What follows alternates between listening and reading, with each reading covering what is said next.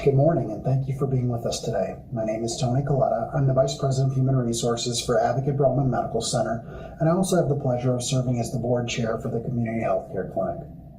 We regret not being able to see everyone in person today, but the show had to go on because the Commitment to Health Luncheon is an essential way for us to raise awareness about the services that we provide in McLean County to the uninsured and underinsured residents of the county.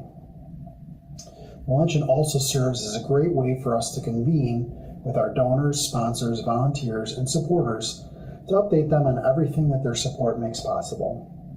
Finally, it's also a great way for us to express our heartfelt thanks for their support. To that end, we'd first like to extend our gratitude to Advocate Broman Medical Center and OSF Healthcare for their continued support this year and all others. We truly are blessed to have an amazing healthcare partnership with these two organizations as they work closely with us to ensure that our patients receive the healing environment, care, and support that they need. We also want to thank and recognize our luncheon sponsors.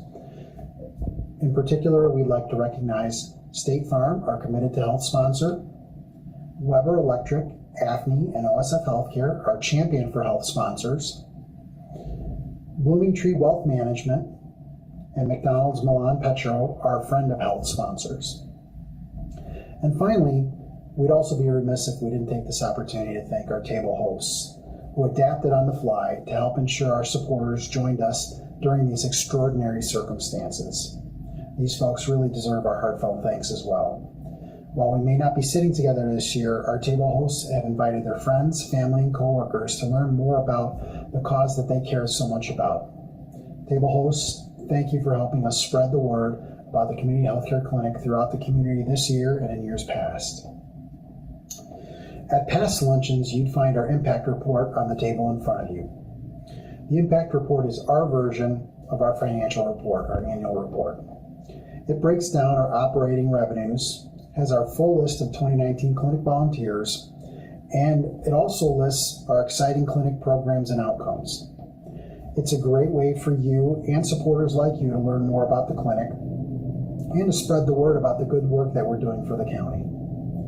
This year, we've shared the digital version of the impact report on social media channels as well as our website.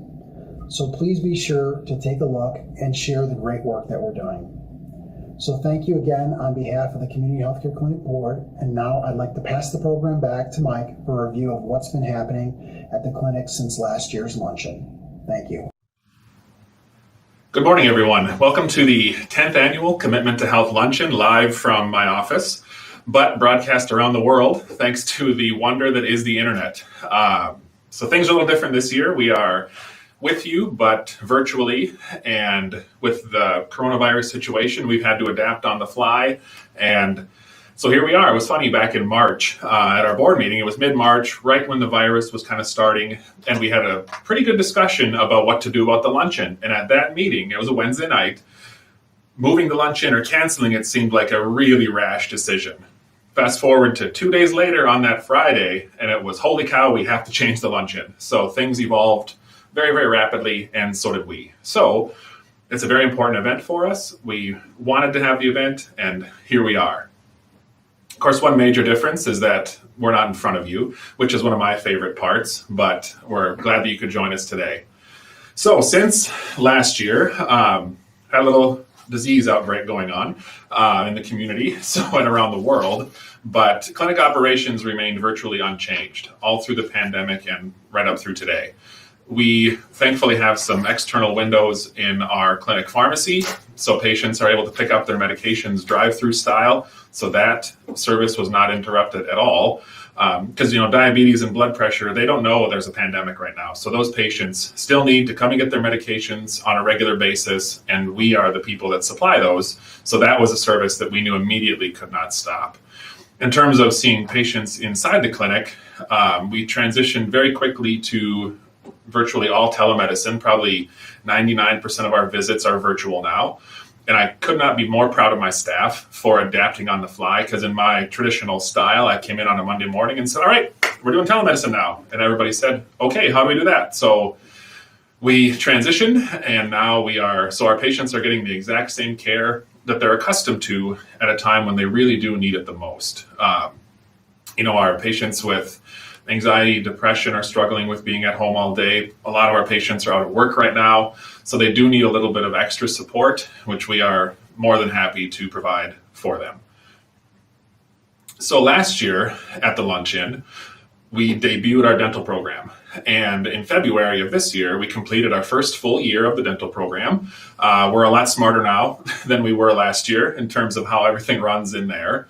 But I am so proud to say that we saw 272 patients with over 1,100 visits. All that care is provided by one single staff member.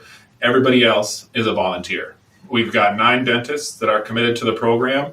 Our local oral surgery office has provided us with some incredible care for patients that are more complex than we have the facility to handle. And one kind of interesting anecdotal stat is that every dentist that volunteered that was only going to come once has come back multiple times. Even Dr. Horenkamp, who's a retired local dentist, he winters in Florida, but this year, much to the chagrin of his wife, they left late for their trip and came back early because he wanted to get back into the clinic. So we really never missed a beat as far as providing that care, except there was a brief window during the virus where dental services were basically shut down because that really is a very high-risk service in terms of particles in the air and all that nasty stuff. But Dr. Pecora very graciously was still seeing our emergencies, doing extractions for patients that really couldn't wait, a month or two to get those teeth out. So right now we're virtually full swing with all services and just kind of waiting for some direction on when we reopen fully, to bring people back in the clinic. But I unfortunately don't have that answer, and really no one does right now. So we're doing the best we can in this, but still putting patients first, and they are absolutely our priority, as they always have been. And so speaking of volunteers, Dr. Vicki Folse, who's the director of nursing at Illinois Wesleyan, is going to speak about Dr. Carolyn Jarvis, who is a longtime volunteer of the clinic and has made an incredible commitment to the clinic this year. So Vicki, take it away.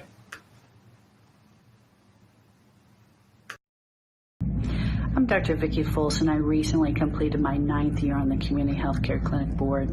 It is my great pleasure to acknowledge the generosity of my colleague and friend, Dr. Carolyn Jarvis, whose $40,000 matching gift to the Community Healthcare Clinic helps assure the success of our 2020 remote luncheon. Dr. Jarvis has been a longtime supporter of the Community Healthcare Clinic, including volunteering as an advanced practice registered nurse. Providing care to the underserved is a passion of Carolyn's. Her commitment is evidenced by her own pursuit of language fluency to help meet the needs of Spanish-speaking patients in our own community, as well as those in rural Guatemala. Dr. Jarvis is recognized as a teacher, scholar, and philanthropist. She's the author of the most widely used health assessment textbook entitled Physical Examination and Health Assessment. The book is amazingly in its 8th edition. She's been recognized for teaching excellence at the University of Missouri, University of Illinois, and most recently at Illinois Wesleyan University. Dr. Jarvis has taught health assessment and pathophysiology pharmacology to baccalaureate students, graduate students, and to nursing professionals. Dr. Jarvis's legacy in our community can be seen in the Jarvis Center for Nursing Excellence at Illinois Wesleyan School of Nursing and now at the Community Healthcare Clinic. Please join me in thanking Dr. Carolyn Jarvis for her generosity and by donating today so we can realize the full potential of the Jarvis $40,000 matching gift. Thank you, Dr. Folse, and we can't even begin to thank Dr. Carolyn Jarvis for her incredible commitment to the clinic and providing us with this matching opportunity. Carolyn was a longtime volunteer of ours, and as Dr. Folse mentioned, has an added bonus that she is a Spanish speaker, so she could provide culturally competent care to all the patients that she saw within the clinic. So thank you again, Carolyn.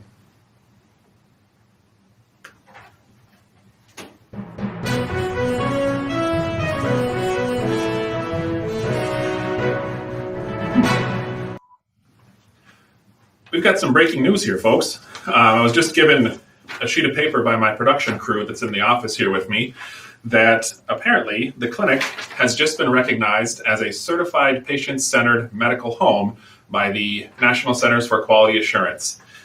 This is a very big deal. Among free clinics, we are one of 7 in the country to have this award out of over 1,400 free clinics.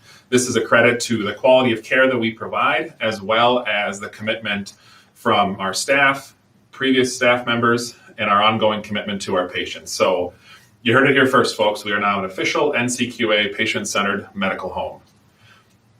Speaking of commitments, that was a fitting segue to our Commitment to Health Award, which is an award that we give every year at our luncheon to a community member, group of people, an organization that has showed a particular commitment to providing care for the uninsured patients of McLean County. So previous winners include Dr. Paul Peterson, who is the clinic's current and only medical director, Debbie Green, who is a retired RN and longtime clinic volunteer, Sue McGinnis, who was the very first clinic nurse practitioner and did 20 years of service with us, Stephanie Usweta, who is an employee of John M. Scott Health Resources and works extremely close with the clinic and our patients, the Robert Reardon family, who was part of the foundation of the clinic, as well as an incredible part of our capital campaign, Dr. J. Anthony Dussman, who is the clinic's resident orthopedist, Medical Hills internist, whose entire practice provides volunteer primary care services to our patients, Livingston Barger Law Firm, who a couple of years ago worked very, very hard to strengthen the protections provided by the Good Samaritan Act so clinics like ours can exist. And then Dr. Harold Nord, who had a lifelong commitment to the patients of the community healthcare clinic, as well as patients in various parts of the world who did not have appropriate access to care. And this year's award winner is no different. She fits very, very well among this list of people. And this year's award winner is Angie McLaughlin, former clinic executive director, as well as current practice administrator at Medical Hills Internist. Congratulations, Angie.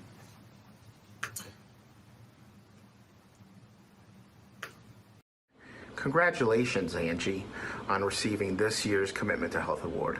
I can't think of a more deserving and fitting recipient of this award while we're sheltering in place.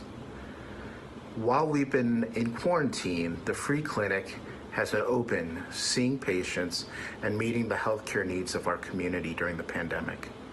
And in large part, this is due to your leadership, your vision, and your determination when you served as our executive director. As many of you know, several years ago, under Angie's leadership, we embarked on a capital campaign to move across the parking lot, to quadruple our clinical space, and to add a dental clinic, to expand our pharmacy, and to renovate space for future growth. And little did we know that the need in McLean County for quality health care as well as dental care would continue to grow. And this space has truly enabled the clinic to do what it needs to do today during this pandemic. Simply, in the old space, if you remember it or had ever visited, you would not have been able to socially distance 6 feet apart. It was tight quarters. But that vision that Angie had was phenomenal. And I was blessed to have a front row seat to watch her excitement and her dynamism rally the community to make our current space possible. So kudos to you, Angie, and congratulations. And thank you for all that you do for community each and every day. The Mennonite College of Nursing has had a long and strong partnership with the Community Healthcare Clinic, and Angie has been a big part of that. Thank you, Angie, for a commitment to educating future nurses, future nursing leaders. What a great part you have played in that. And for our cause grant of educating nurses to practice at the full scope of their license in primary care settings. Thank you for being the visionary that you are and for leading and for your commitment to health to our community. Such a deserved award. Congratulations. Angie sits on the board of the National Association, and she has helped us develop policies and procedures that are used by 1,400 free and charitable clinics across the country. She has helped develop strategy to ensure that the medically underserved receive access to affordable, quality health care. She has talked to members of Congress about the important work that the community healthcare clinic does on a daily basis. She has committed her life to building a healthy America one person at a time, and that is why this award is so well deserved. Congratulations, Angie. How about it, Ange? 10 years later, and you're winning an award that you created. Congratulations. You're incredibly deserving, and you were a wonderful mentor to me in so many ways. You prepared me for the executive director position, even though probably didn't know you were doing that at the time. You taught me how to be a social worker by proxy, which I am forever grateful for. You taught me that you and I could disagree, we could fight sometimes, but still come to an agreement and always put the patients first. And you were a very easy choice, I think, for winning this award this year. And I'm sitting in the dental clinic, which was your brainchild years ago, and now we're a full year into that service, and I can't imagine the clinic without it. So congratulations, and very, very deserving. Thanks, Mike, and others for commenting on Angie's winning this award. Like I said, and everybody else did, incredibly deserving. And off camera, we were just talking about how really almost nothing that we're doing now, especially with the pandemic, could we have even executed in the old building. So even though we didn't know this was coming, the space alone is a testament to what you did for the clinic. So normally, what we'd have liked to have done was surprise Angie at the luncheon with this award, with her not knowing it and getting really mad and crying on stage in front of a bunch of people, which is always fun for everybody else. But we did the best we could, so we did, in fact, ambush her at her house with the award, with the help of her husband and some of her girlfriends. And now you're going to hear from the winner herself, so we did have Angie do an acceptance speech. So take it away, Angie. Hey everyone, it's Angie, and I'm so honored to be this year's Commitment to Health Award recipient. Over the years when I gave this award out, I knew how much it meant to us, I knew how much it meant to our clinic and our board, and now I'm deeply honored and cannot tell you what it means to me to be this year's recipient. I have to give a shout out and a huge thanks to those initial board members who gave me a chance at the executive director position.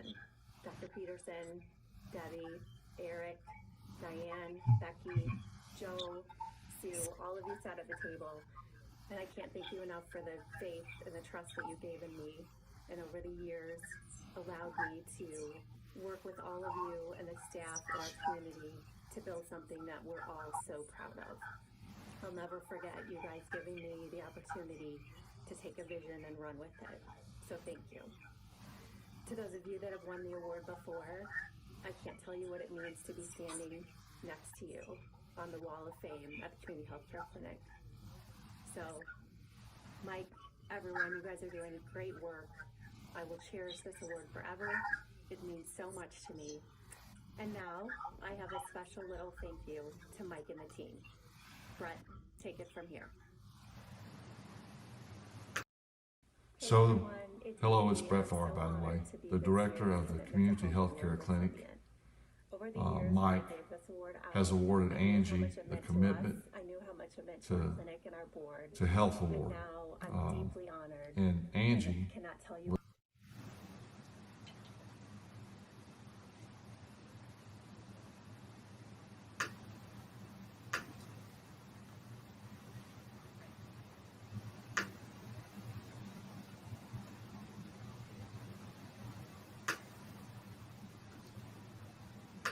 So, hello, it's Brett Farr, by the way, the director of the Community Healthcare Clinic. Mike has awarded Angie the Commitment to Health Award. And Angie would like to thank the staff for your amazing work, tireless effort, unprecedented times, you name it. She would love to thank each and every one of you for what you have done. So thank you, and take care, and God bless.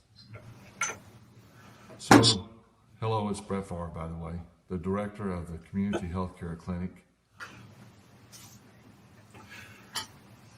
Well, I don't know how you did that, Ange. Oh my God. I don't know what to say. But thank you. And Yeah, so there we go. I guess my notes can go. Wow. So I guess we'll take it to Tim Bassett at this point, who is our treasurer and would like to share a few words with everyone as well. Hello, I'm Tim Bassett, and I currently serve on the Community Healthcare Clinic Board of Directors as treasurer. I want to first express my gratitude for your participation and the Commitment to Health Luncheon. While the virtual format is new this year, something that is not new is the amazing impact that the clinic continues to have on our community. I'm truly honored to be associated with an organization that is able to deliver quality healthcare at an incredible value for those that need it most. In 2019, the clinic was able to produce $17.51 worth of patient and community service for every dollar invested. That's an increase from the prior year's 16-to-1 return on investment, which is a remarkable feat considering dental services along with 2 additional staff members were added to the mission of the clinic in 2019.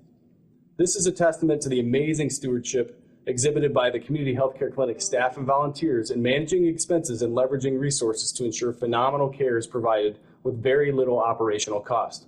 It goes without saying that maintaining the means to offer these services is critical for the clinic. As community partners, you can assist in contributing to the mission of this amazing organization. I would ask that you please visit chcchealth.org and consider making a donation. Simply click on the Donate tab at the top of the page and select or enter the denomination you're comfortable contributing. Again, the website is chcchealth.org. There's no question the dollars you donate will be maximized to make an exponential impact on those that benefit from the services offered by the Community Healthcare Clinic. Thank you for your consideration and for participating in this year's Commitment to Health Luncheon.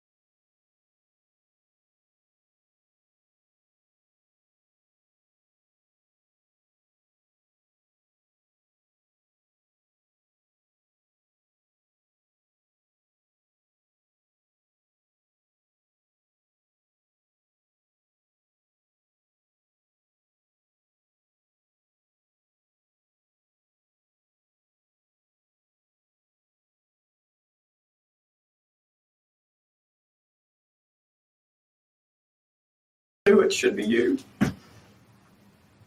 It has been your hard work and dedication over the years for the mission. Our mission is to provide the very best health care to the uninsured in McLean County, and that is what your entire time here was dedicated to. And on a side note, Angie was hired a couple months before I was, so I was the first person for Angie and Mike to interview for my position as the pharmacy technician. And the interview didn't last, wasn't maybe a couple minutes into the interview when Mike, who is the biggest Green Bay Packer fan ever, noticed on my resume that I am a graduate of the University of Southern Mississippi, which is where Brett Favre played college football. And I actually saw him play college football when I went to school there. So the interview was over then because Mike thought, hey, if you're from Mississippi and went to school where Brett Favre was, you must be a shoo-in. And it has been an honor every day for me to be a part of this organization.